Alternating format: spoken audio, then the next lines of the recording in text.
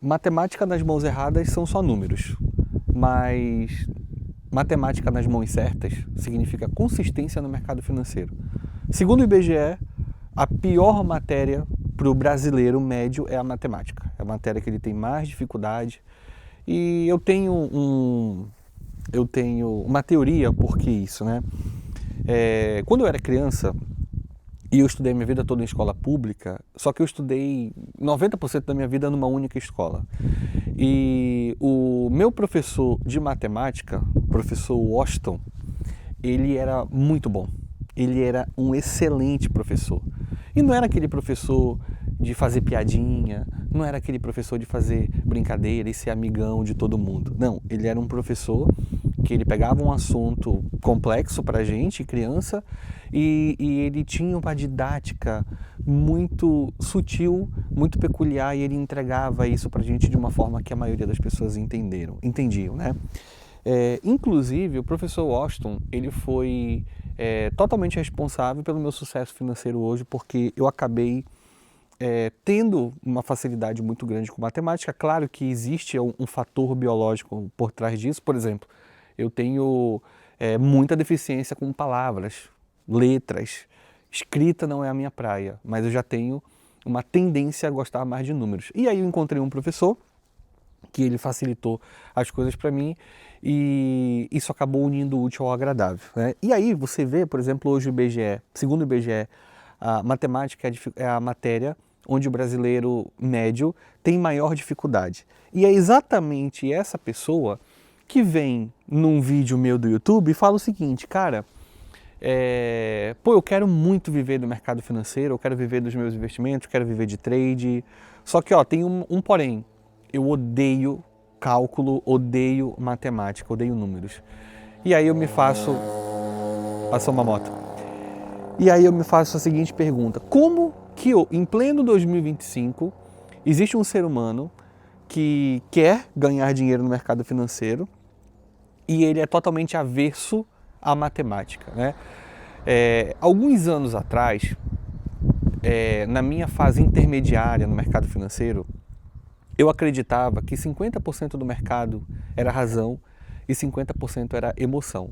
Eu acho que quando a gente inicia, todo mundo, todo iniciante, ele tem 100% de certeza que o mercado ele é 100% de razão. Ou seja, basta eu encontrar uma estratégia, basta eu encontrar um gerenciamento, que assim que eu encontrar eu vou conseguir duplicar ele todos os dias e eureka, né? E aí com o tempo a gente descobre que não é bem assim, né? Que existem fatores psicológicos que vão interferir emocionalmente nos meus resultados, né? Você já tentou tomar uma decisão difícil na sua vida, brigado com a sua mãe, brigado com a sua esposa, brigado com o seu marido? Não vai ser muito bom o resultado, né? E a gente, com o tempo vai passando, a gente percebe, né? Eu acho que é 50% razão, 50% emoção. Depois de um determinado período, eu chego...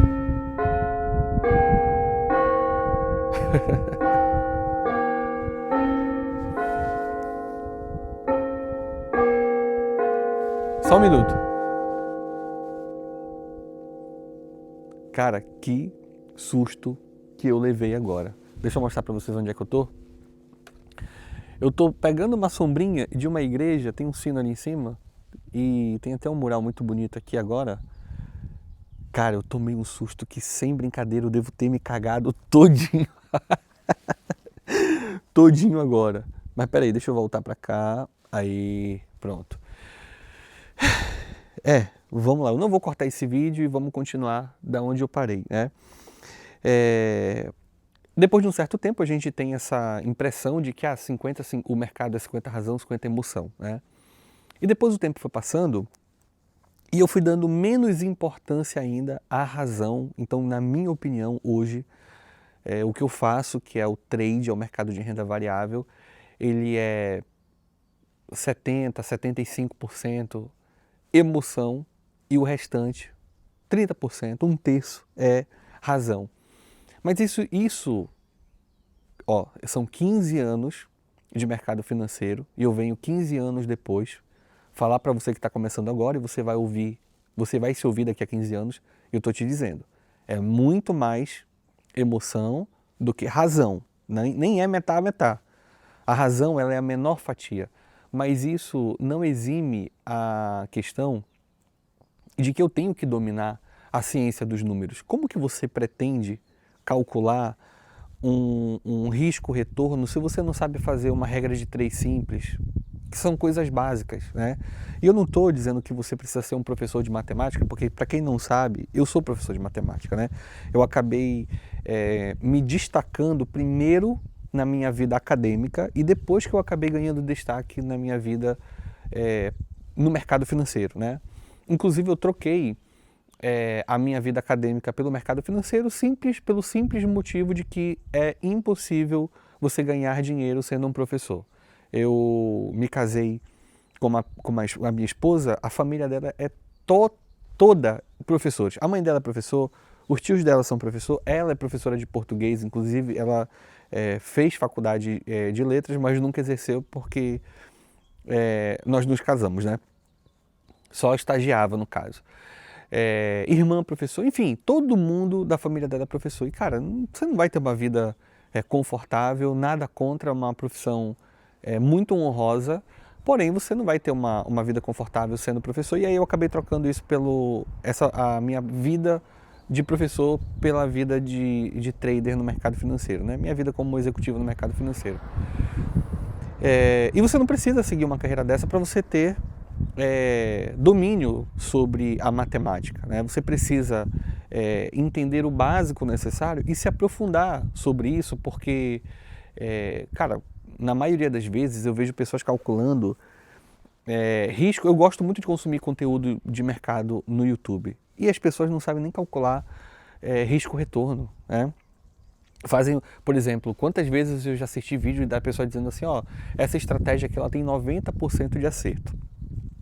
Aí beleza, aí, pô, eu vou assistir, porque eu quero uma estratégia com 90% de acerto. Quem não quer? Aí quando você vai ver, a pessoa está calculando 90% totalmente errado, porque ele está, sei lá, ele executa a estratégia 100 vezes, né?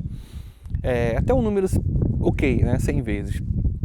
Aí a pessoa vai calcular 100 vezes. Aí ele está contando o seguinte, ó, 90% das vezes, 90 vezes, eu saí positivo. Só que assim, ele abria a primeira ordem, aí ele fazia um preço médio, segunda ordem. Aí ele fazia outro preço médio, aí fazia outro preço médio e depois, quando todas essas saíam positivo, ele contava isso como um resultado positivo. E ele só contava, por exemplo, os 10% dele de loss da estratégia, ele contava baseado nas vezes que ele tomou um loss significativo, que quase quebrou a conta, e a pessoa só não sabe calcular. Ou às vezes é só um clickbait, inclusive, né? Eu faço muito isso, inclusive, no YouTube. Títulos que chamam a atenção.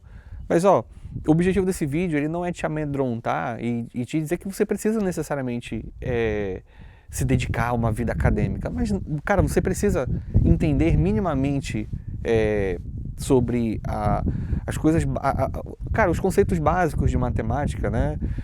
Dominar isso para você conseguir desenvolver a sua própria estratégia, você entender que até onde o potencial dessa estratégia tem de ir. E por mais óbvio que isso seja, eu gostaria de ter ouvido isso quando eu comecei, de uma pessoa que estava 15 anos na minha frente, com 15 anos de experiência de chão que já rodou.